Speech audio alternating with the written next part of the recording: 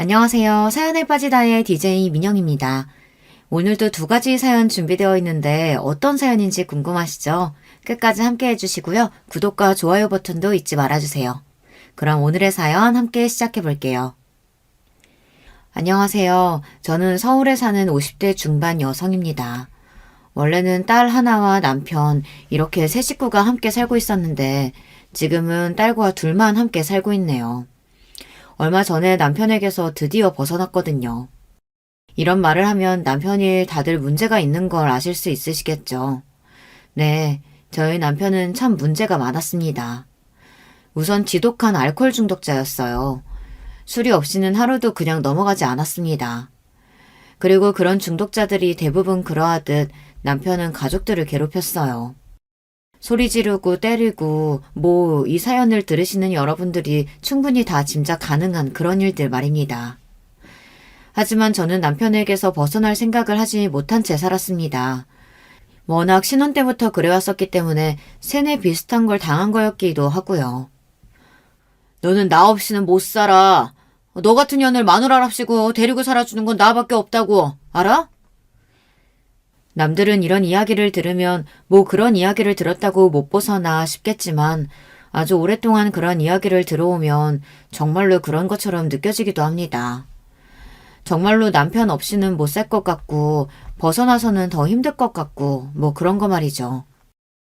그리고 어느 순간 남편의 그런 폭력이나 폭언들이 익숙해진 것도 있는 것 같아요.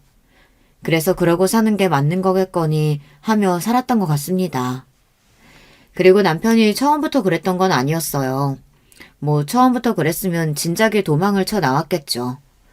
젊은 시절 남편은 저에게 참 잘했습니다. 남편이 변한 건 취업의 실패를 반복하면서 그리고 제가 아들을 낳지 못하면서부터였습니다. 큰아이로 딸을 낳고 그 뒤로 아이를 가지지 못하면서 남편의 학대는 점점 더 심해져만 갔습니다. 어느 날은 견딜 수 없을 정도로 말이죠. 아들도 못 낳는 년이 말이 많아. 퍽하면 그 소리와 함께 손이 날아들었어요. 도망을 갈까도 생각을 안 해본 건 아니었습니다. 하지만 그럴 수 없었어요. 저는 할 수 있는 일도 해본 일도 없고 또 이제 막 태어난 딸아이는 너무 어렸습니다. 그 아이를 데리고 도망갈 수도 그렇다고 두고 갈 수도 없었어요. 나도 뭔가 할 수 있는 일이 있었다면 진작 도망갔을 텐데. 이런 생각을 굉장히 많이 했던 것 같아요. 아무튼 그렇게 저는 남편 옆에서 어느새 적응이라는 걸 하며 살게 되었습니다. 왜 그런 말 들어보신 적 있으신가요? 인간은 적응의 동물이라는 말 말입니다. 몇 년이 지나니 그게 어느덧 익숙해진 일상이 되더군요. 그리고는 저는 남편에게 그런 말을 듣고 그런 폭행을 당하는 게 당연한 일인 것처럼 여겨지는 순간들이 많고 말이죠. 그렇게 살았습니다. 딸아이가 사춘기가 되면서부터는 매번 울면서 저에게 이렇게 말했던 것 같아요. 엄마, 제발 우리 도망치면 안 돼? 나 학교 안 다녀도 돼. 우리 둘이 뭐라도 하면 굶어 죽을 일은 없지 않을까? 나 도저히 아빠랑은 못 살겠어. 하지만 세상 어느 엄마가 딸을 학교도 졸업 안 시키고 일을 하게 둔다는 말입니까? 그래서 저는 딸에게 울면서 말했습니다. 조금만 참자고, 엄마는 괜찮다고. 나는 너 학교 안 다니고 밖에서 일하는 꼴을 보느니 죽는 게 낫다고 말이죠. 그 이후로는 딸아이도 저에게 그런 말을 하지 않았습니다. 그리고 아마 그 무렵이었을 겁니다. 제가 옆집 할머니를 만나게 된 건 말이에요. 봉사활동 같은 거 해볼 생각 있어? 엄청난 목표가 있다든지 좋은 일을 해보고 싶다든지 그런 일로 시작한 봉사는 아니었어요. 그냥 하루 종일 집에 있는 게 지겨웠고 또 다른 일을 하면 내가 준 돈이 모자라냐는 둥 아니면 집에 붙어있지 않으면 예편내가 어딜 싸돌아다니냐는 둥 하는 그런 남편에게서 조금이라도 벗어나고 싶은 마음이었을 겁니다. 물론 우리 먹고 살기도 힘든데 봉사 그딴 거 다녀서는 뭐하냐는 소리를 듣기는 했지만 그래도 남편이 크게 뭐라고 하지는 않는 일이었거든요. 그래서 저에게 봉사는 숨을 쉴 수 있는 구멍이었습니다. 옆집 할머니는 봉사 대상은 아니셨어요. 그런데 제가 보기에는 언제나 식사를 거르시는 것 같았고 찾아오는 가족 하나 없이 외로워 보이셨거든요. 그래서 남는 도시락이나 물품들이 있으면 챙겨드리는 게 그 할머니와의 저의 인연의 시작이었습니다. 그러고 보니 제가 처음 도시락을 챙겨드렸던 날 할머니가 저에게 했던 말이 기억이 나네요. 내가 불의역 같아? 아니요. 기분 나쁘셨다면 죄송해요. 그런데 식사를 늘 거르시는 것 같길래 도시락은 남으면 버리니까.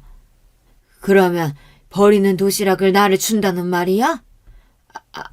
아니, 그것도 아니고. 제가 당황해서 우물쭈물하자 그런 저를 보고 옆집 할머니는 크게 웃으셨습니다. 장난이고 농담이라면서 말이죠. 그러면서 제가 드린 도시락을 받아 맛있게 드셨어요. 요즘은 이런 게 잘 나오네. 공짜 도시락이라고 해서 재료도 나쁘고 맛도 이상할 줄 알았더니. 아니에요.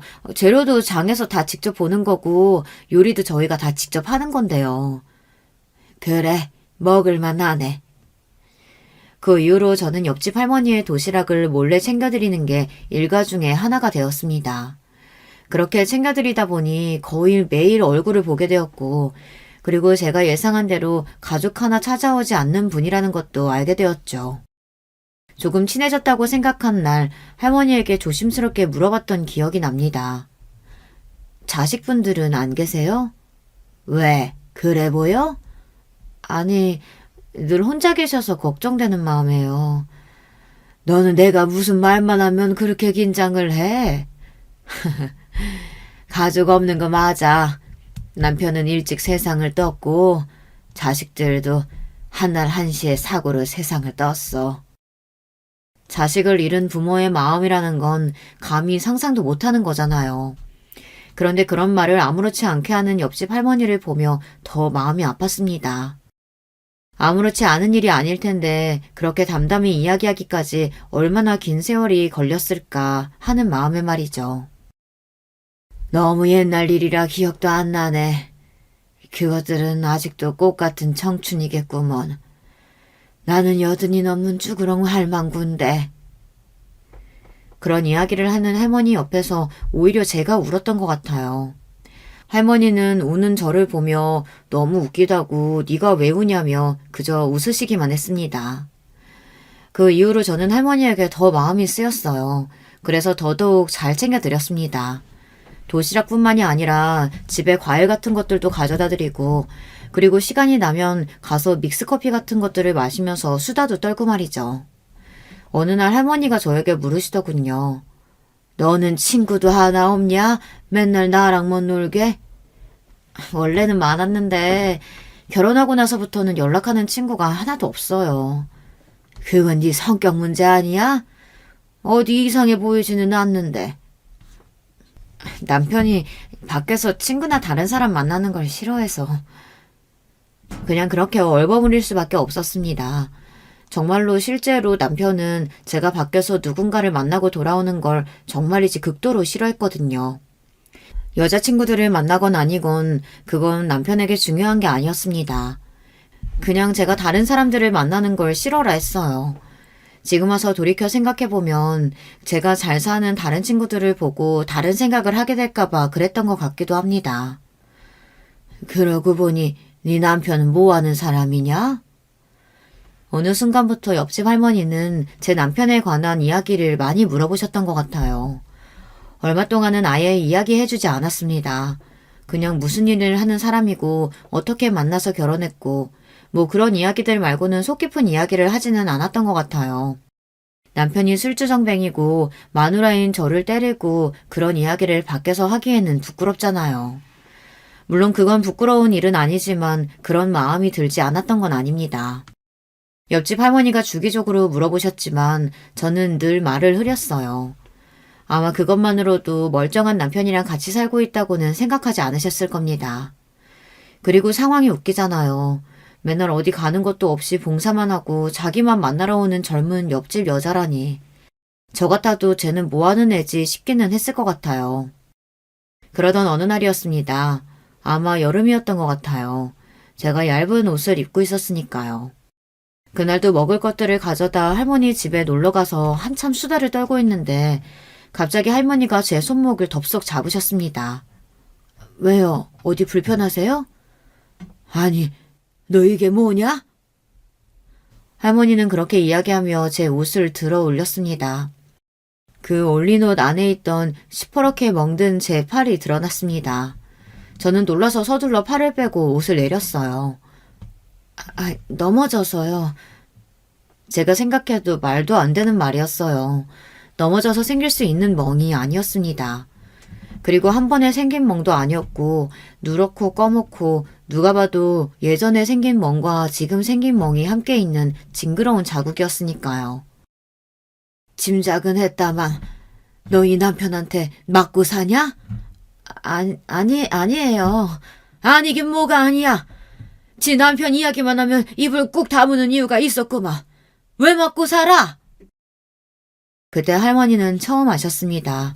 제가 맞고 산다는 사실을 말이에요. 처음에는 도망을 나오라는 둥, 내가 도와주겠다는 둥 그런 말들을 하셨지만 어느 순간부터는 그런 말씀을 하지 않으셨어요. 아마 제가 나올 생각이 없어 보여서 그러셨던 것 같습니다. 그리고 제가 할머니가 그런 말씀을 하시면서부터는 되게 덜 찾아가기도 했었거든요. 그냥 문 앞에 반찬거리 같은 것들을 두고 온 적도 많고 말이죠. 그래서 그런 말을 하지 않을 테니 계속 오라고 하신 적도 있고 말이죠. 지금 와서 돌이켜보면 그냥 옆에 두고 보는 게 더 낫겠다고 생각하셔서 그러신 것 같다는 생각이 들어요. 하루는 남편이랑 옆집 할머니랑 싸운 적도 있어요. 남편이 술을 먹고 집에 들어오던 날 우연히 제가 옆집 할머니 집에서 나오는 걸 봤거든요. 그걸 보고 남편이 시비를 건 겁니다. 너 그 집에 꿀 발라놨어? 뭘 그렇게 들락거려? 아니, 그냥 할머니랑 수다 떠는 거라고 했잖아. 알게 뭐야, 거기 남자라도 숨겨놨을지. 남편은 그렇게 이야기하고는 문을 벌컥 열고서 그냥 옆집 할머니 집으로 걸어 들어갔습니다. 당연히 할머니밖에 안 계셨고 말이죠. 자네, 술 처먹고 남의 집까지 들어와서 이게 무슨 행패인가? 아무리 생각해도 저 옆에 내가 여기에 꿀을 발라놓은 것 같단 말이지. 내가 자네가 자네 마누라 때리는 거 모를 줄 알아? 내가 내 마누라 때린다는데 할머니가 뭔데 참견이요? 어? 경찰에 신고할 수도 있어. 아이고, 그러면 내가 무서워할 줄 알고? 경찰도 이미 여러 번 출동했어요, 이 노인네야. 그런데 남의 집 가정사에 끼어드는 거 아니니까 그냥 간 거라고. 자기 부인이랑 딸내미 때리고 그러면 천벌받아, 이 나쁜 놈아. 아이고, 웃기시네. 왜? 우리 마누라가 당신 딸내미라도 되는 것 같아? 좀만 잘해주면 이놈의 노인네들은 하여간. 남편은 원래 말이 통하지 않는 사람이었습니다. 옆집 할머니가 아무리 논리적으로 이야기를 한다고 한들 남편에게는 하나도 먹히지 않았어요. 그리고 한동안 할머니의 집에 가지 못했습니다. 남편에게 그날 많이 맞기도 했지만 또 단속이 심해졌거든요. 그 할머니 집에 가지 말라고 말이죠.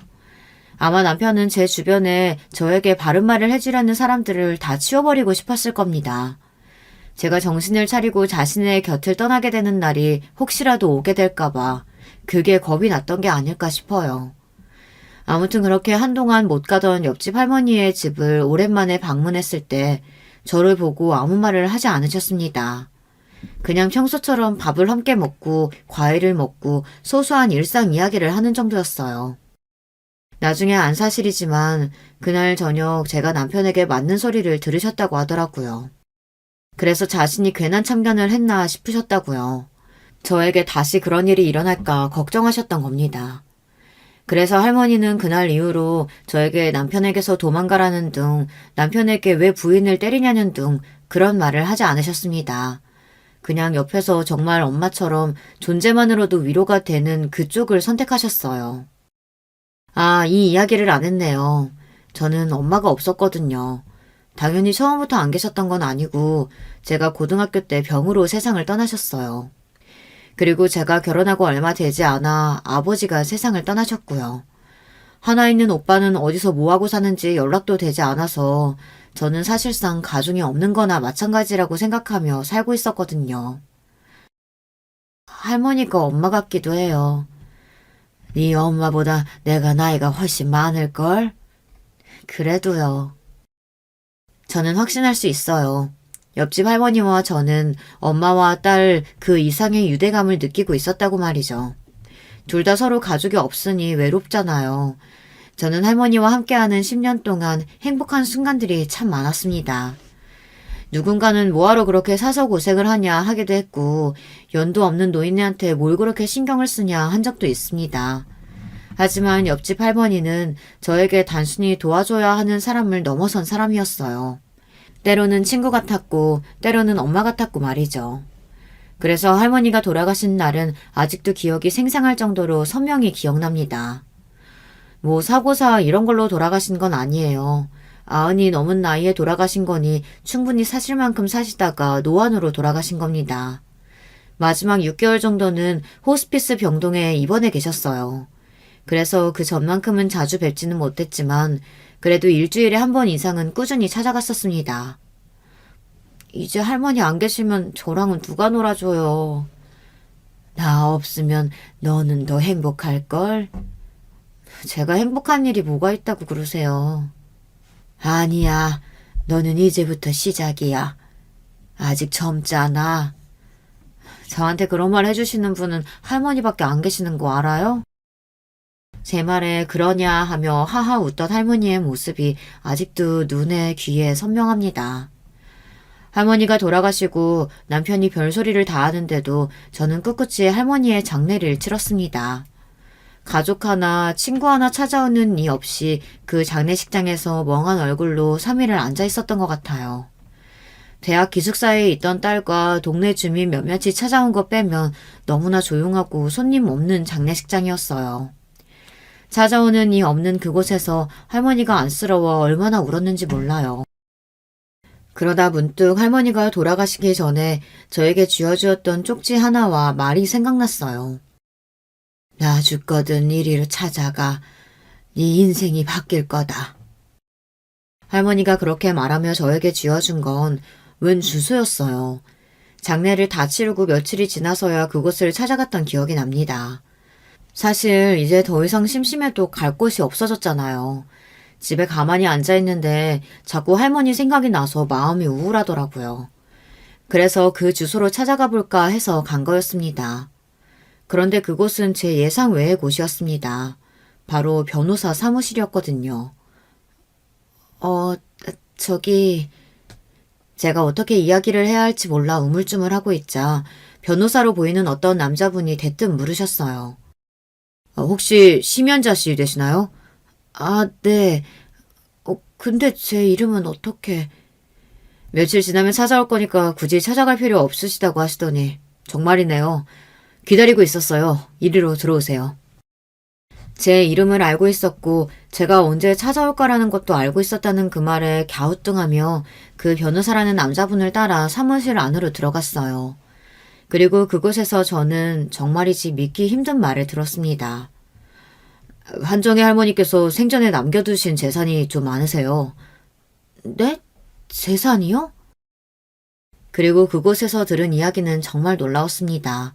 지금 생각해도 여전히 놀랍긴 해요. 한정희 할머니께서 전 재산을 심연자 씨에게 상속하셨습니다. 솔직히 그것도 놀랍긴 했지만 저는 그래봤자 사시던 집과 저축해두신 돈 조금 그 정도일 거라고 생각했거든요. 그것도 물론 놀랍긴 했습니다. 아무리 가족도 없고 별다른 연락하는 친척도 없기로서니 저에게 상속을 하실 줄은 몰랐거든요. 저한테요? 네. 그런데 그 금액이 조금 커서 상속세 같은 걸 저와 함께 정리를 좀 해주셔야 할 것 같아요. 그때부터 이게 무슨 소리지 했던 것 같아요. 할머니는 살아생전에 단 한 번도 재산이 얼마네 이런 말씀을 하신 적도 없거니와 돈이 많은 것 같은 모습을 보여주신 적이 단 한 번도 없으셨거든요. 그 전에 일단 이 편지부터 먼저 읽으시죠.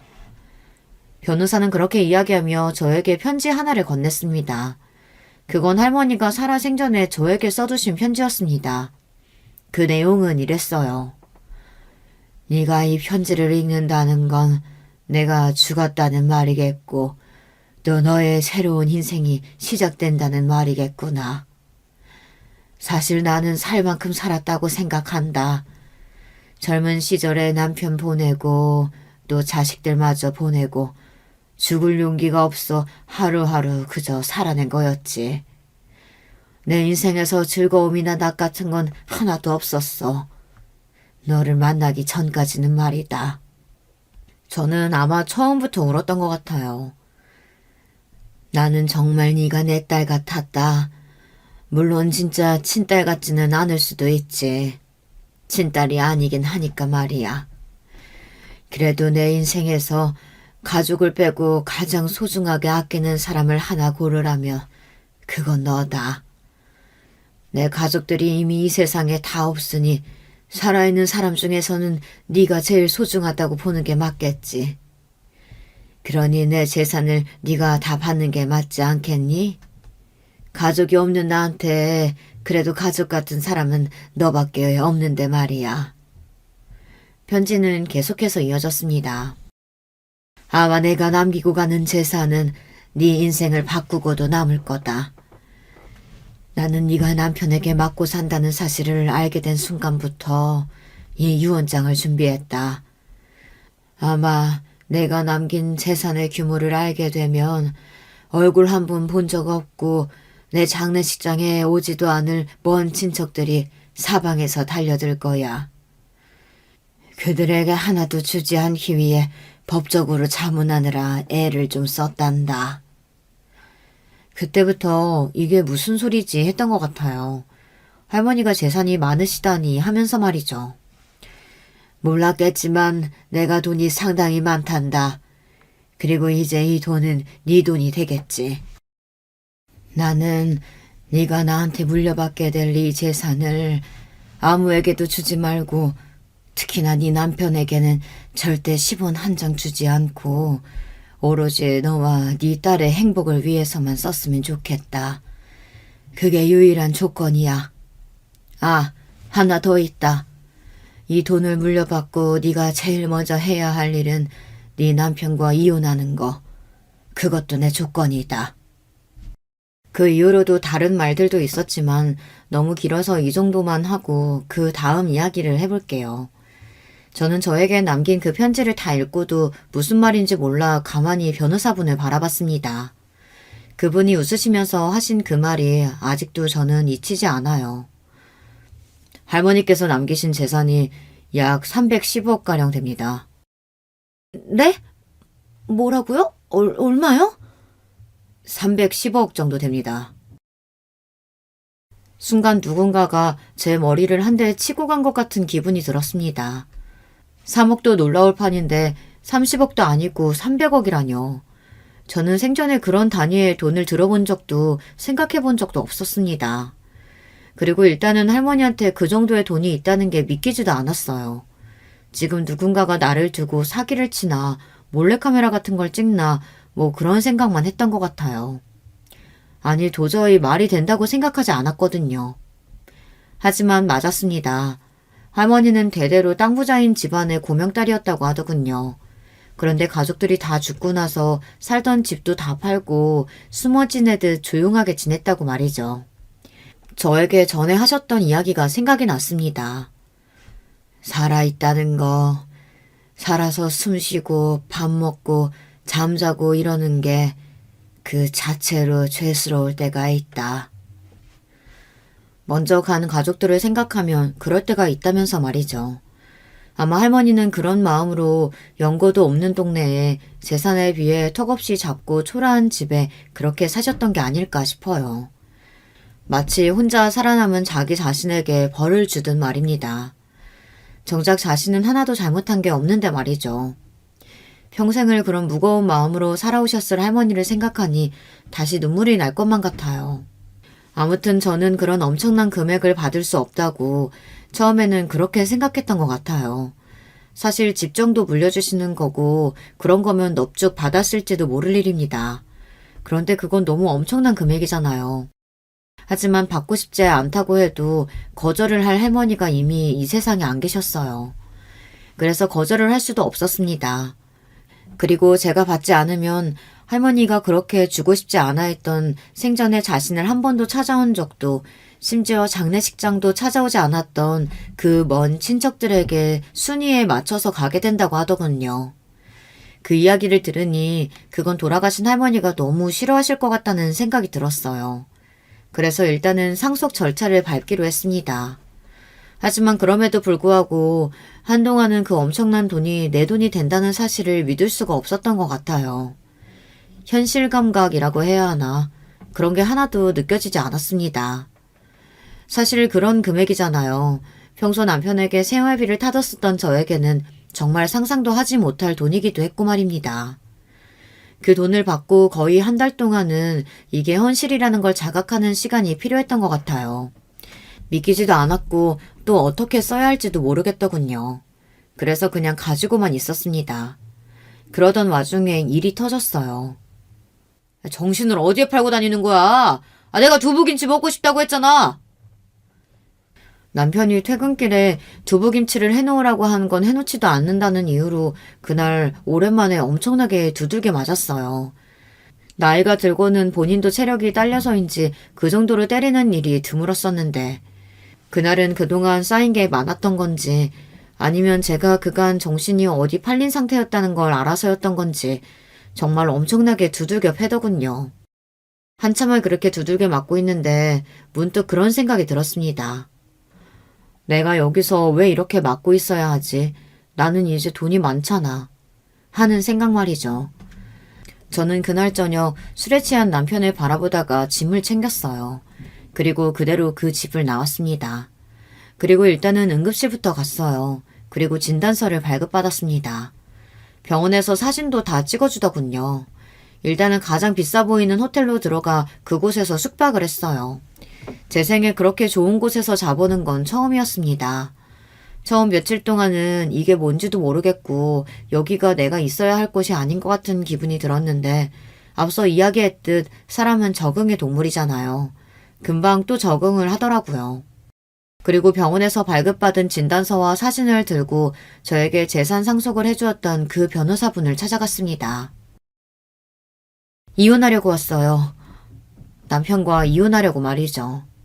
그 변호사는 기다리고 있었다는 듯 고개를 끄덕이고서는 제가 가지고 온 진단서와 사진들을 받아왔습니다.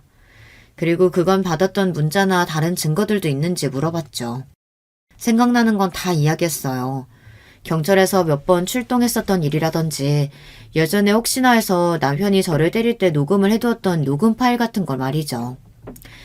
예전에 언젠가 한번 휴대폰을 바꾸면서 딸아이가 녹음은 어떻게 하는 건지 아빠가 그런 행동을 하면 다 녹음을 해두라고 알려준 적이 있었거든요.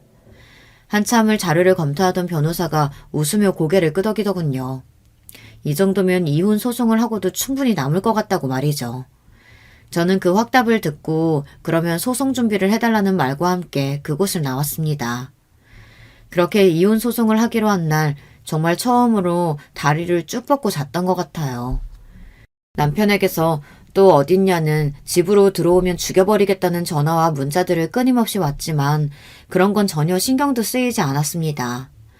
그리고 그 다음날 딸아이를 만나 그간 있었던 모든 일을 다 이야기했어요. 진짜? 그 할머니가 그렇게 부자였다고? 엄마도 놀랐어. 딸은 저에게 전달받은 할머니의 마지막 편지를 읽으며 이 상황을 납득하고 받아들이는 것 같았습니다. 그리고 그것들보다 제가 남편과 이혼을 하기로 한 걸 가장 기뻐했어요. 엄마는 이제 누리고 살아도 돼.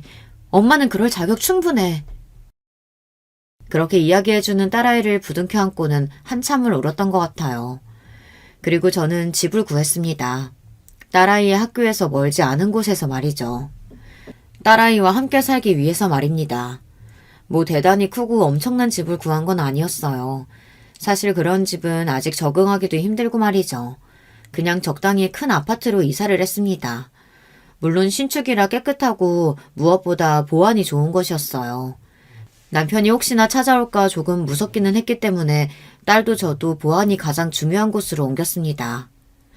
그리고 남편은 어떻게 알았는지 제가 옆집 할머니의 엄청난 재산을 물려받은 걸 다 알았더군요. 처음에는 어떻게 알았나 했는데 알고 봤더니 할머니의 친척이라는 사람들이 찾아와서 저를 찾았다고 하더라고요. 할머니 말이 다 맞았습니다. 생전 찾아오지도 장례식장에 오지도 않던 친척들이 할머니의 재산을 찾아 나타난 거였어요. 내가 잘못했어. 그러니까 이혼은 다시 생각해봐. 남편은 정말 한순간에 180도 바뀌어서는 그렇게 말하더군요. 정말 기가 찼습니다. 하지만 저는 그런 남편에게 넘어갈 마음이 눈꼽만큼도 없었어요. 이혼 소송이 진행되었고 남편은 계속해서 이혼은 안 된다며 빌기도 하고 나중에는 말이 통하지 않는 것 같아 보이자 화도 내고 협박도 하더군요.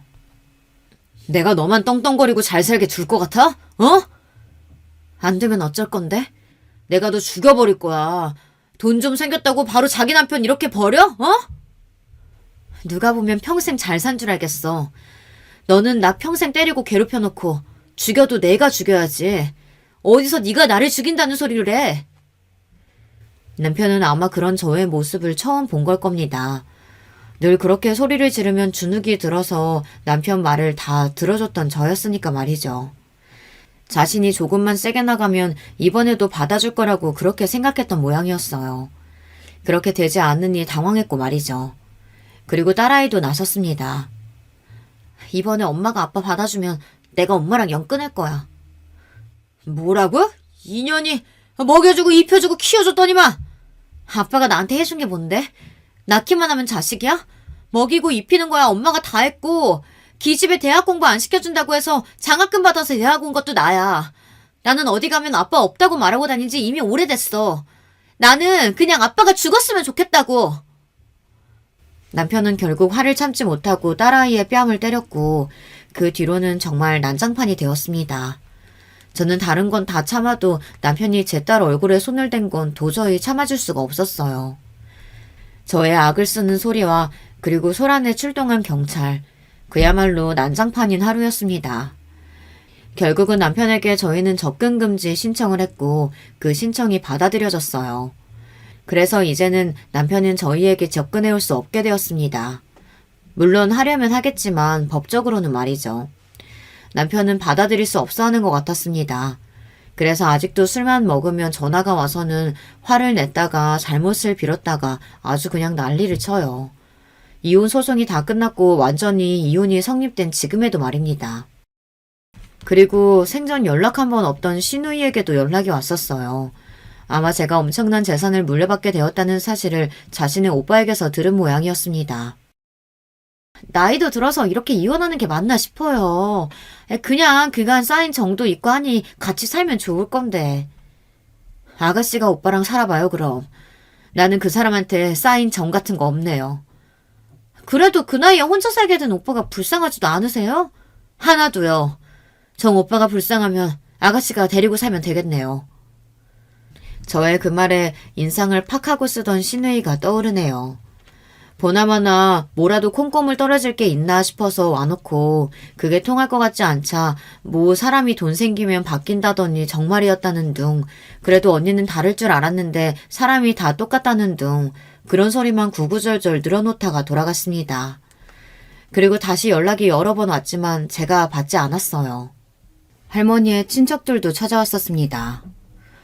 그 재산에 우리 지분도 있다는 거 알죠? 모르는데요. 아니 이 아줌마 엄청 뻔뻔하네. 우리는 가족인데.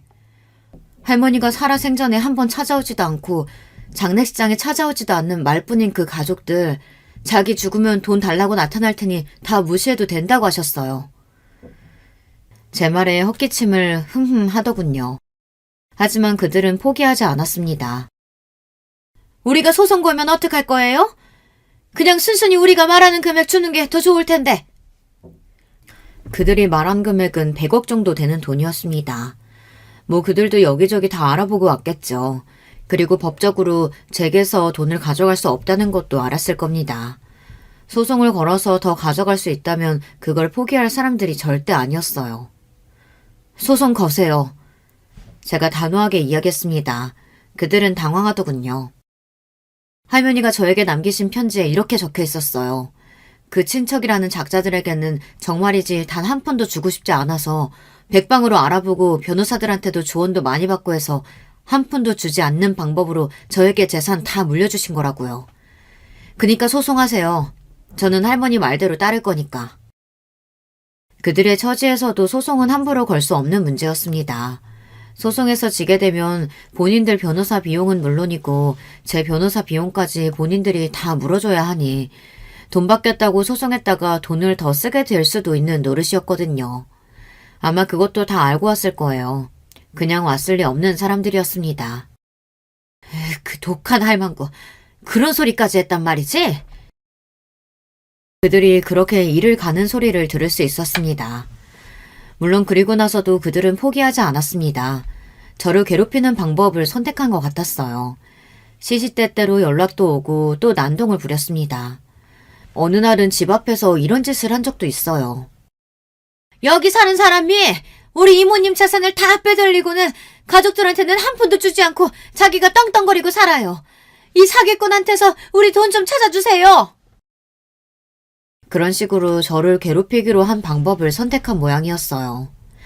아마 할머니의 간곡한 부탁이 아니었다면 돈을 좀 주고 치워버리자 뭐 그렇게 생각했을지도 모릅니다.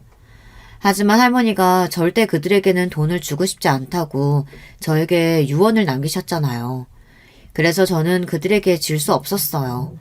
아직도 그들은 여전히 저에게서 돈 한 푼이라도 더 가져가 보려고 안달복달 중이니 말입니다. 그러고 보니 이런 일도 한 번 있었어요. 그 소문이 사실이에요? 무슨 소문이요?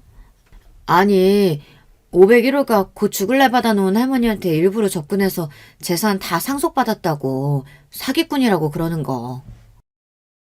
사실 그런 소문을 들었어도 직접적으로 물어보지는 않잖아요.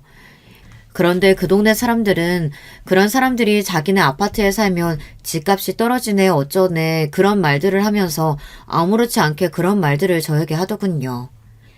아니에요. 그거 다 헛소문이고 자기들이 재산 못 받은 것 때문에 헛소문 퍼뜨리는 거니 신경 쓰지 않으셔도 됩니다. 원래는 분이 풀릴 때까지 두려고 했는데 이웃들까지 그런 이야기를 하니 저도 가만히 있을 수는 없겠더라고요. 그래서 저도 소송을 했습니다.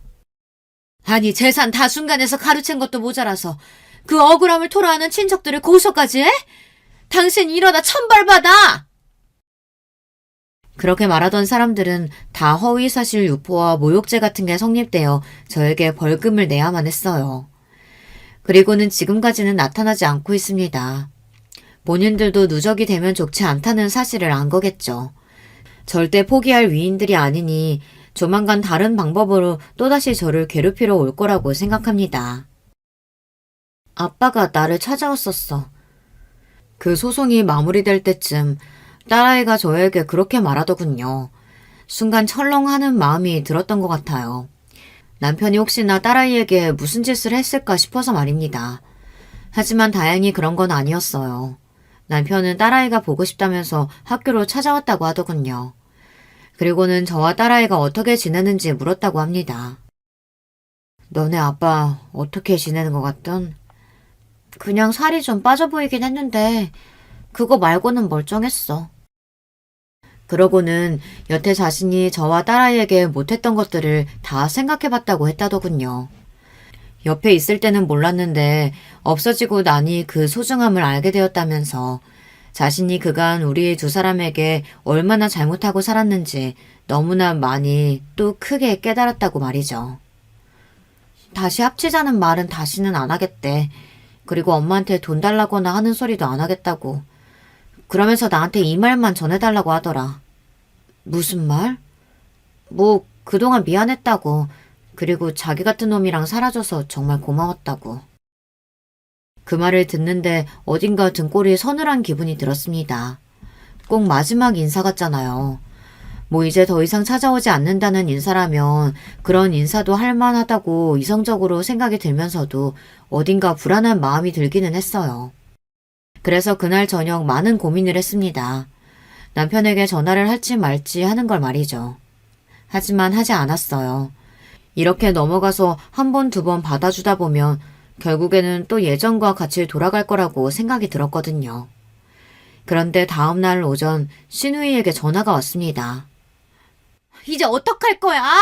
우리 오빠 어떡할 거냐고! 그게 무슨 말이에요? 오빠를 어떡할 거냐니?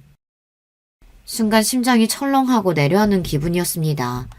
전날 딸아이를 찾아와 했던 말과 그 말을 듣고 제가 느낀 그 불길한 느낌이 적중을 했어요. 남편이 죽으려고 난리를 쳤다는 겁니다. 물론 정말로 죽지는 않았어요. 사실 그때는 놀라서 병원으로 바로 달려갔는데 지금 와서 돌이켜보면 쏘이지 않았나 하는 생각이 들기도 해요. 그러고 간 병원에서 왔어? 남편이 너무 아무렇지 않은 얼굴로 앉아 있었거든요. 그리고 저에게 이렇게 말하기도 했습니다. 다시 합치자고 말 안 할 테니까 사람 하나 살린다고 생각하고 얼굴이나 보고 지내면 안 돼? 내가 가족이 없다고 생각하니까 너무 우울하고 괴로워서 그래. 정말 너무 아무렇지 않은 얼굴로 그렇게 이야기해서 너무 거짓말 같았어요. 그리고 놀라서 함께 병원으로 간 딸아이도 저와 같은 생각을 했고 말입니다. 그런데 병원에 누워있는 사람에게 당신 지금 다 연기하는 거지 그런 말은 차마 할 수가 없어서 그 말에 제대로 된 대답은 하지 않고 대충 얼버무린 상태에서 병원을 빠져나왔습니다. 남편은 그 뒤로 무슨 자격이라도 다시 얻은 양 계속해서 저에게 연락을 해오고 있어요. 이런 식으로 다시 저와 어떻게 해보려고 생각하는 게 아닌가 싶어지는 요즘입니다. 옆집 할머니가 저에게 남긴 편지에 이런 말이 있었거든요. 돈이 많이 생기면 상황이 완전히 달라질 거야. 이제는 사람도 함부로 믿어서는 안 돼. 사람들이 다 네 돈만 보고 접근해 올 거야. 그러니까 진심 같아도 믿으면 안 돼. 다들 너를 이용하려 들 테니까. 요즘 할머니의 그 말이 정말 맞구나 하는 걸 완전히 체감 중이거든요. 저에게 그런 돈이 있다는 걸 어디서 알게 된 건지 몇십 년 만에 오빠도 연락이 왔습니다. 제가 남편에게 맞고 산다는 걸 알았을 때도 모른 척하고 울면서 구해달라고 했을 때 안면물수하고 사라진 양반이 이제 와서 제 앞에 나타난 거예요. 그러면서 한다는 말이 이거였습니다. 야, 그래도 너랑 나랑 하늘 아래 하나씩 남은 가족인데 서로 힘들 때 모른 척하고 그러면 안 되지 않겠냐? 하늘에 계시는 어머님 아버님도 그걸 바라지는 않으실 거야. 그러면서 돈 이야기를 하더군요. 자신이 요즘 뭐 사업을 준비 중인데 투자금이 필요하다며 10억만 빌려줄 수 있냐고 말이죠. 네가 그 할머니인가 뭔가 하는 사람한테 받은 재산만 몇백억이라며? 그러면 10억 정도는 오빠한테 투자할 수 있는 거 아니냐. 뭐 그렇게 생각하면 오빠 말이 맞아요. 지금 제가 가진 재산에서 10억이 사라진다고 해도 크게 티도 나지 않고 그 정도는 오빠한테 줄 수도 있는 돈일 겁니다. 하지만 그러고 싶지 않았어요. 하늘 아래 하나 있는 가족인데 여동생이 그렇게 맞고 살 때는 도와달라는 말에 눈 하나도 깜짝 안 하더니 돈 생겼다고 하니까 어떻게 알고 나타나선 하나밖에 없는 가족 타령을 해? 그러면서 어머니 아버지 이야기를 해? 너는 하늘이 부끄럽지도 않니? 그런 말을 하면 움찔이라도 할 줄 알았는데 그 정도의 철판으로는 이렇게 나타나는 짓도 하지 않았겠죠. 아니 너 돈 많다며? 10억도 못 줘? 그것도 주기 싫어서 이래? 주기 싫어. 차라리 그 돈 어디 기부를 했으면 했지. 오빠한테는 안 줘. 에이씨, 인정머리 없는 년. 돈이 생겨서 물론 좋은 점도 많아요. 그리고 따지고 보면 좋은 점이 훨씬 많을 겁니다. 남편의 폭언과 폭력에서 벗어났고 또 내일을 걱정하거나 고민하지 않아도 돼요. 딸아이 하고 싶다는 건 다 시켜줄 수 있기도 하고 말입니다. 다른 건 다 차치하고서라도 그것들만으로도 다른 힘든 부분은 이겨낼 수 있을 것 같기는 합니다. 하지만 남들이 들으면 어쩌면 배부른 소리라고 할지도 모르겠지만 그만큼 힘든 일도 많긴 해요. 아마 옆집 할머니도 그래서 그 편지에 걱정의 말을 구구절절 적어두신 거겠죠. 돈이 있는 사람에게 다른 사람들이 어떤 식으로 상처를 주는지 너무 잘 아시는 분일 테니 말입니다.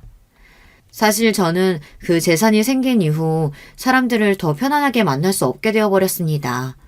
누군가를 만나도 제 돈을 보고 접근한 것 같고 저를 이용하려 하는 것 같고 사실 그런 마음이 들거든요. 그리고 이런 마음이 끊임없이 드는 건 생각보다 더 힘든 일이더라고요. 그래도 엄마, 나는 지금이 행복해. 그렇게 말해주는 딸아이가 아니었다면 아마 저는 지금쯤 어디론가 숨어버렸을지도 모를 일입니다. 전화번호를 한 5번은 바꾼 것 같은데 번호를 어떻게 알았는지 아직도 남편과 오빠 그리고 옆집 할머니의 친척들이 연락이 와요. 아마 그들이 제가 가진 돈을 포기하지 않는 이상 계속해서 이런 연락을 받을 수밖에 없겠죠. 물론 이웃들도, 물론 몇몇 분은 그런 뜬소문을 믿지 않는 분들도 있겠지만 상당수의 분은 제가 부자 할머니에게 일부러 접근해 친척들에게 갈 재산을 가로챘다는 그 말을 믿으시는 것 같더라고요. 원래 그런 소문은 소문의 힘이 상당한 것 같아요. 딸아이가 신경 쓰지 말자고 해서 노력은 하고 있지만 집 밖을 나갈 때면 가끔 느껴지는 그 시선에 철렁할 때가 한두 번이 아니기는 합니다. 그래서 요즘은 언젠가 딸아이가 지나가듯 했던 말에 대해 진지하게 고민하고 있는 중이에요. 그게 무슨 말이냐면, 엄마, 우리 외국 나가서 살까? 외국? 무슨 외국? 엄마는 말도 못하는데. 아니, 요즘은 외국도 한국 사람들 많은 곳에 가면 그 나라 말 안 쓰고 살 수도 있대. 갑자기 왜 그런 생각이 들었는데? 그냥 엄마랑 나를 아무도 모르는 곳에 가서 새로 시작하고 싶어서. 그때는 내가 이 나이에 무슨 외국이나 싶어서 그냥 넘겼는데 이 생활이 반복되다 보니 저도 요즘은 그때 딸아이와 나눴던 대화가 자꾸 생각이 나더라고요. 오늘 이곳에 사연을 보내게 된 이유도 제가 앞으로 어떻게 살면 좋을지 많은 분들께 조언을 구하고자 하는 마음에 이렇게 사연을 보내게 되었습니다.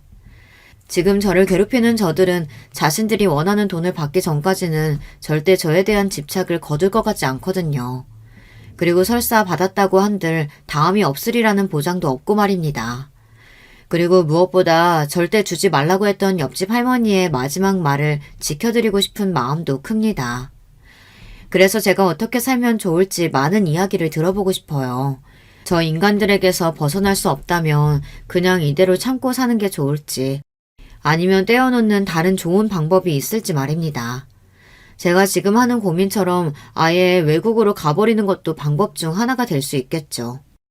1년 전에 저만 해도 저에게 이런 일이 일어날 거라고는 정말이지 꿈에도 상상하지 못했습니다. 정말 사람 인생은 한치 앞도 모르는 것 같아요. 1년 전에 저에게 미래에 제가 이런 일을 겪게 될 거라고 이야기를 해줬으면 그게 무슨 드라마에도 안 나올 법한 이야기냐고 했겠죠. 제 이야기를 끝까지 들어주신 분들이라면 함께 고민해 주실 수 있으리라 믿습니다. 그리고 꼭 여러분의 의견을 남겨주세요. 제가 다 읽어보러 오겠습니다. 날이 벌써 여름에 가깝게 더워지고 있더라고요. 그래도 일교차가 꽤 있으니 늘 감기 조심하시고 건강하시길 바라겠습니다. 긴 이야기 끝까지 함께 해주셔서 감사합니다. 그리고 여러분의 의견도 미리 감사드릴게요. 그럼 저는 이제 그만 줄이겠습니다. 제 이야기에 함께 해주시고 고민해주신 분들 언제 어디서나 늘 건강하시고 행복하시길 기도할게요. 여러분, 두 번째 사연 시작하기 전에 좋아요, 구독 꼭 눌러주실 거죠? 그럼 두 번째 사연 바로 시작합니다. 안녕하세요. 요즘에 텔레비전에서 하는 뉴스든 인터넷에서 보는 뉴스든 출생 인구가 아주 절벽이라 우리나라가 큰일 났다면서 경고하는 내용이 많더라고요. 그러면서 관련된 사회 현상을 꼭 다루고 있는데 어느 날 제 눈과 귀를 잡아챈 대목이 있었으니 바로 캥거루족이었어요. 여러분 모두 캥거루가 무슨 동물인지 아시죠? 배에 달린 커다란 주머니에 자기 새끼 넣어 다니는 동물인데요. 이 점에 빗대서 성인이 된 후 대학을 가고 거기에 직장 취업까지 하게 되더라도 독립하지 않고 부모의 집, 재산, 능력 등의 안락함에 기대어 살아가는 자식들을 말하는 게 바로 캥거루족이더군요. 우리나라에 지금 이게 엄청나게 흔하다고 하니까 분명 사연에 빠지다 애청자분들 중에서도 캥거루 키우고 계신 분들이 꽤 계실 것이라 생각이 드네요. 저는 이 뉴스를 접하면서 자연스레 누군가가 연상이 돼서 피식 웃음이 나왔는데요. 바로 이것에 얽힌 이야기를 사연으로 써보고자 합니다. 저는 서울과 아주 인접한 경기도에 살고 있는 사랑하는 남편과 딸아이를 둔 여자예요.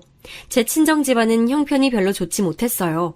더 좋지 못했던 건 부모님의 사이 같았고요. 제겐 2살 아래 남동생이 있었는데 잔병치레가 많았고 몸이 약한 편이었어요. 저를 비롯한 가족들이 그렇게 생각하고 애정과 관심을 쏟았었는데 알고 보니 그게 다 소아 백혈병 때문에 몸이 안 좋은 증상들이 보였던 것이었죠. 남동생이 세상을 떠나고 아직 어렸던 저는 영원한 이별이 낯설어서 한동안 그냥 멍하게 지냈던 것 같아요. 친정엄마는 당시로선 그렇게 생각하지 못하였으나 우울증을 극심하게 겪으셨고요. 그런 당신의 아내를 친정아빠는 이해하지 못하셨어요. 그걸 기점으로 친정 부모님은 돌이킬 수 없는 불화 속으로 빠져들어 버리셨고 종국엔 서로에게 저주를 퍼부으시며 이혼을 하셨어요. 자식 새끼가 아파서 신음하다 죽었는데도 넌 일을 나가고 싶어? 출근이 돼? 어떻게 하루 종일 회사에만 처박혀 있을 수가 있냐고. 너는 피도 눈물도 없는 냉혈 아니야. 너랑 결혼해서 자식들 낳고 산 게 난 죽도록 후회해. 내가 죽어도 넌 내 장례식장 오지 마. 누가 할 소리를 하고 있는 거야? 자식 하나 떠났다고 해서 남은 자식은 생각도 안 하고 밑도 끝도 없이 시리에 빠져서 살림이고 일상이고 다 때려치운 네가 엄마 자격이 있다고 생각하냐? 너란 여자를 만난 게 내 인생 최대의 실수였어. 앞으로 2번 다신 얼굴 보지 말자. 아빠는 무기력해진 엄마의 행태를 비난했지만 저는 두 분의 이혼 이후 엄마와 함께 살게 됐죠. 막상 저를 데리고 살겠다 하신 건 엄마 쪽이었기 때문이에요. 제 기억 속의 아빠는 하시는 일에 상당한 자부심을 가지신 분이었는데요. 원래 젊으셨을 적에는 공장 생산직 다니고 계셨는데 그 성실함과 작업 능력을 눈여겨본 어떤 분이 아빠를 한마디로 스카우트에 가신 이후로 말단 생활 청산하신 거였죠. 아빠는 새로운 근무 환경을 맞이하신 이후로 업무에 보다 몰두하시느라 솔직히 말해서 가정은 뒷전이신 분이었다고 전 생각해요. 제가 고등학교를 졸업하고 나서 아빠를 오랜만에 뵀는데 그때 아빠가 새로 가정을 꾸리셨다는 걸 알고 조금 충격받았어요. 전혀 예상 못했거든요. 성인이 된 저를 보며 아빠는 미안하고 가슴 뭉클한 점이 많다고 하셨고 금전적으로 힘들거나 어려운 일이 있으면 언제든 연락하라고 해주셨어요. 알고 보니 아빠는 업무 처리 능력은 물론 그 바닥에서 인맥을 많이 만드신 후였고 아예 당신의 사업을 시작해볼까 구상하시던 중이었지요. 저나 엄마가 없어도 너무 잘 살아오신, 아니 저희 모녀가 없어서 더 잘 살게 되신 건가 싶은 아빠를 보며 저는 묘한 거리감을 느꼈고 잦은 연락을 이어가는 사이는 못 됐습니다. 제가 다시 연락을 드린 게 제 결혼 소식을 전해드리기 위함이었으니 연락을 안 하고 지냈던 공백이 또 꽤나 길었죠. 저는 성인이 된 이후 시시껄렁했던 몇 번의 연애를 하다가 마침내 운명과도 같은 결혼 상대를 만나게 됐어요. 남편은 어렸을 때 미국에서 5년 살다가 와서 그런지 개인주의가 유독 강한 사람이었고 남의 시선이나 평가에 신경을 많이 쓰고 오지랖을 부리는 우리나라 특유의 정서와는 아주 상반되는 성격을 가지고 있었어요. 그런데 자기 영역 안에 들어온 사람에게는 무척 다정하고 온 신경을 다 기울여주는 그 상반된 모습에 제가 반해서 먼저 고백을 해버렸어요. 맹세코 제 인생에서 남자에게 호감을 먼저 표현해본 건 남편이 처음이었답니다. 남편은 자기하고 사귀면 제가 외로움을 느낄지도 모른다고 그랬지만 저는 그 반대였어요. 각자의 사생활을 철저히 존중해주면서 건드리지 않는 남편의 방침이 아주 마음에 들었거든요. 이런 스타일의 남자는 또 없을 것 같아서 저는 진지한 감정으로 남편을 대했고 저희는 결국 결혼까지 꼬리냈어요. 그런데 바로 이 결혼에서부터 흐름이 확 달라지고 말았죠. 우리나라 사회는 웬만한 경우라면 무조건 결혼이란 집안과 집안의 결합이 될 수밖에 없다는 것을 제가 날이 갈수록 처절하게 실감했습니다. 저희 집은 부모님이 이혼하셨고 남동생이 일찍 떠났고 그러니 저와 엄마뿐이어서 소개가 단촐했는데요. 남편의 집, 즉 저의 시댁은 시부모님, 아주버님, 남편, 시누이 이렇게 5식구가 구성원이었어요. 특이한 점이라면 남편의 형인 아주버님께서 결혼은 안 하고 여자친구분과 5년 넘게 당시 동거 중이셨다는 거였죠. 뭐? 같이 산 기간이 훌쩍 5년이 넘어가는데 아직 결혼 계획은 없으시다고? 어쩜 그럴 수가 있어? 오빠처럼 옛날에 미국 살다가 오신 분도 아닌데 그렇게 개방적이셔? 아버님, 어머님 두 분도 그런 걸 그냥 두고 보신다는 말이야? 개방적이기보다는 우리 집이 원래 각자 사정과 상황에 터치를 최대한 안 하잔주의야. 형이 나이가 있음에도 동거까지 하면서 결혼 생각은 없다고 하는 거에 부모님도 사실 속으로 포기를 하셨고 무엇보다 형이 집에서 식구끼리 부대껴 사는 걸 싫어해서 밖에서 동거하며 사는 것 같아. 거기까지 듣고는 아주버님 그분도 참 개인주의 성향이 강하시구나 싶어서 그러려니 했어요. 그런데 나중에 알고 보니까 아주버님께서는 당신의 모친과 여동생 이 두 사람하고 성향이 너무 맞지 않아서 본가를 탈출하기 위해 동거 생활을 시작하신 거였더라고요. 혼자 자취를 하면 당신의 모친이 어느 때고 들이닥칠 게 뻔하니까 마음 맞는 여자친구와 동거하는 길을 선택하신 거였죠. 제가 시댁에서 한 가지 특징을 발견했는데 남자는 남자끼리 닮았고 여자는 여자끼리 닮았다는 사실이었어요. 시아버지께서는 정치와 부동산 얘기가 아니면 말씀을 잘 안 하시는 편이었고 굉장히 담백한 분이시더라고요. 무뚝뚝한 것과는 살짝 결이 다른 무미건조함이라고나 할까요? 산은 산이고 물은 물이로다 하시면서 매사 일희일비 안 하시고 멀리서 관망하시는 분이었죠. 아주버님은 솔직히 그 당시에는 어떤 분인지 감이 잘 안 잡혔는데 복잡한 거 시끄러운 거 딱질색하시고 맺고 끊음이 확실하신 분인 듯 했죠. 남편까지 포함해서 세 사람은 대체로 느낌이 비슷했어요. 하지만 시어머니 그리고 시누이 이렇게 두 사람이 한 세트였고 완전히 장르가 다르더라고요. 가족 구성원의 한 가지 단면만 봤다가 크게 착각해서 큰 코 다친 사람이 바로 저였네요.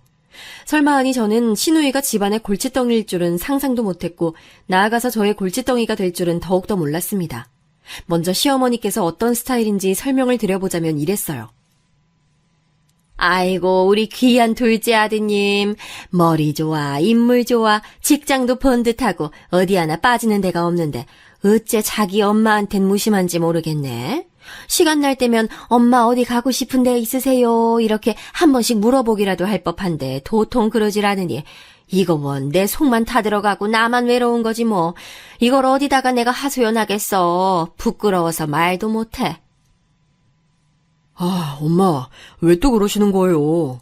제가 저번에 엄마 다녀오시라고 원하시던 풀빌라도 예약해드렸고, 또 가고 싶으신 데 있으신지 여쭤보기도 했잖아요. 그때는 별 말씀도 없으셨으면서 지금 이러시면 저만 난처해져요. 너는 너 난처해지는 것만 생각하고 나 속상한 건 생각도 안 하니? 결혼 같은 중대사도 혼자 생각하고 혼자 결정해서 날 따돌리더니 이렇게 매사에 나를 배척하는구나. 이 엄마는 속이 문드러져서 살 수가 없어요. 시어머니께서 그러시자 남편은 진절머리가 난다는 듯 인상을 쓰며 고개만 절레절레 저었어요. 보다시피 모자 관계가 소통이 원활하진 않았는데요. 남편이 정적인 면이 강하기도 하지만 시어머니께서 너무 유별나게 매사에 과장을 하시는 면이 심해서 그런 것 같았어요. 유전이 환경을 이긴다고 하던데 딱 그 모양새가 제 시댁이었죠. 시어머니께서는 손바닥 뒤집듯 감정의 변화가 빠르신 분이었고 감성적이셨으며 정에 호소하고 관심받는 걸 좋아하시는 분이었는데요. 남편은 실리를 쫓는 유형이었고 이성적인 판단에 따르는 사람이었으니 자꾸만 자기 모친하고 조합이 맞질 않았던 거였죠. 그래서 시어머니 앞에서는 남편이 제채로 한숨만 푹푹 쉬는 것으로 대항할 뿐 꼼짝을 못하는 편이었답니다. 자꾸 아들을 불효자로 포장해서 말씀하시는 시어머니셨으니 거기다 대고 뭐라고 대꾸를 할 수 있었겠나요? 시어머니께서는 처음에 저를 썩 마음에 들어 하셨어요. 둘째 아들이 독단으로 결정한 결혼이 어떻게 달가울 수 있겠냐며 저를 향해 눈을 째리셨죠. 하지만 시아버지께서 자식이 원하는 결혼이라면 시켜주는 게 마땅하다고 하시는 바람에 얼렁뚱땅 결혼이 진행됐답니다. 그 바람에 시어머니께서는 입장이 몹시 민망해지셨고요. 우리 집 남자들은 왜 이렇게 꽁하게 있다가 막상 무슨 일을 결정할 때가 오면 나랑 상의 한마디 없이 딱 처리를 해버리는지 모르겠네. 당신의 위신이 깎였다며 시어머니께서는 속상해하셨고 저는 그 비위를 거스르면 안 될 것 같아서 수더분하고 참한 이미지를 꺼내들고 앞으로 잘하겠다는 뜻을 열심히 표현했어요. 하지만 진짜 문제는 시어머니가 아니라 한 세트인 시누이였어요. 발랄하면서도 약간 목소리가 쨍얼거리는 게 톡톡 튀는 매력이 있는 것 같았고 저하고 둘이서 언니 동생하며 지내자고 하길래 처음엔 엄청 마음에 들었던 게 사실입니다. 저는 친동생을 어려서 잃어본 입장이라 그런 건지 괜히 동생이라는 말만 들어도 살짝 가슴이 찡해졌거든요. 저의 몇 없는 기혼자 지인들이 하나같이 시자 들어가는 시댁 사람들은 다 똑같다면서 혀를 내두른다는 걸 저는 익히 보고 들어 알고 있었으나 저에게 먼저 손을 내밀어준 시누이를 보면서 저만은 다른 경우에 속하는 거라고 생각했어요. 제가 행운아라고 여겼었죠. 하지만 그건 저의 착각이었던 것으로 곧 드러났어요. 저는 왜 아주버님께서 당신의 여동생을 피하려고 드는지 금세 알았습니다. 헐, 이혼 가정? 대박이다. 전 언니가